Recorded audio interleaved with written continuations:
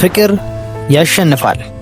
ይህ መፈክር ብቻ አይደለም፣ የአንድ ትውልድ ድምጽ ነው።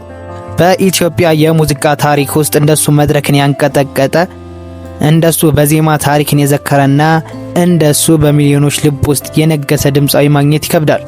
ከፒያሳ ተነስቶ የዓለም አቀፍ መድረኮችን የረገጠውን ቴዎድሮስ ካሳሁን ወይም ደግሞ ሁላችንም በምናውቀው ስሙ ቴዲ አፍሮ ዛሬ የዚህን ድንቅ ስነ ጥበብ ያልተሰሙ የህይወት ገጾች፣ የትምህርት ጉዞዎች፣ የትዳር ህይወቱንና የአልበሞቹን ሚስጥር ዝርዝር ታሪክ እናወራለን።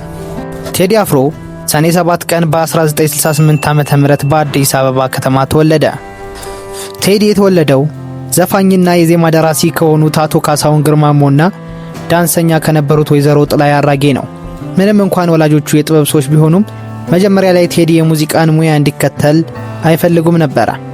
ቴዲ አፍሮ በአዲስ አበባ በሚገኘው እንጦጦ በአጠቃላይ ሁለተኛ ደረጃ ትምህርት ቤት ትምህርቱን እየተከታተለ ሲሆን ለጥቂት ጊዜያትም በካምፓላ ኡጋንዳ ተምሯል። በ1990ዎቹ ማብቂያ አካባቢ ላስታ የተሰኘ የሙዚቃ ባንድ ተቀላቀለ። ይህ ባንድ ቆየት ብሎ ስሙን ወደ አፍሮ ሳውንድ ቀይሮታል። ቴዲ አፍሮ ዋና አልበሞቹና የሙዚቃ ህይወቱን ብንመለከት የመጀመሪያ አልበሙ አቦጊዳ ይባላል። በ1994 ወይም ደግሞ በ2001 ማለት ነው። ይህ የመጀመሪያ አልበሙ ሲሆን በአጭር ጊዜ ውስጥ ቴዲ አፍሮ በየቤቱ እንዲታወቅና የኢትዮጵያ ሙዚቃ ተስፋ እንዲሆን አድርጎታል። በ1995 ደግሞ ቴዲ የሚል አልበም ሁለተኛ አልበሙ ሲሆን ወደ ታላቅ ዝነኝነት ያደረገው ጉዞ ያፋጠነለት ስራ ነው። በ1997 ያስተሰርያ የሚባል አልበም ነው።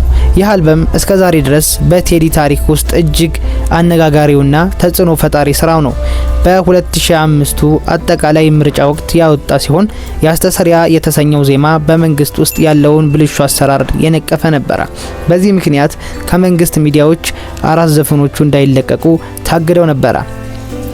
በ2004 ዓ.ም ጥቁር ሰው ለአጼ ሚኒሊክና ለአድዋ ጦርነት መታሰቢያ የተሰራ አልበም ነው። በወቅቱ በኢትዮጵያ የሙዚቃ ሽያጭ ታሪክ ከፍተኛውን ሪከርድ ሰብሮ ነበር። በ2009 ዓ.ም ኢትዮጵያ ይህ አልበም በወጣ በመጀመሪያ ቀን ብቻ ከ600,000 በላይ ኮፒዎች ተሽጠዋል። በተጨማሪም የቢልቦርድ የዓለም አልበሞች ሰንጠረዥን በመምራት ለመጀመሪያ ጊዜ ለኢትዮጵያዊ አርቲስት የታሪክ አሻራ ጥሏል። በ2018 ዓ.ም ደግሞ ኢቶሪካ የተሰኘውን ሙዚቃ ለአድማጭ ይፋ አድርጓል። ሚያዝያ 8 ቀን 2018 ዓመተ ምህረት። ባጭሩ የቴዲ አፍሮ ታሪክ ይህንን ይመስል ነበር። ለቻናሉ አዲስ ከሆናችሁ ሰብስክራይብ ማድረጋችሁን አትርሱ።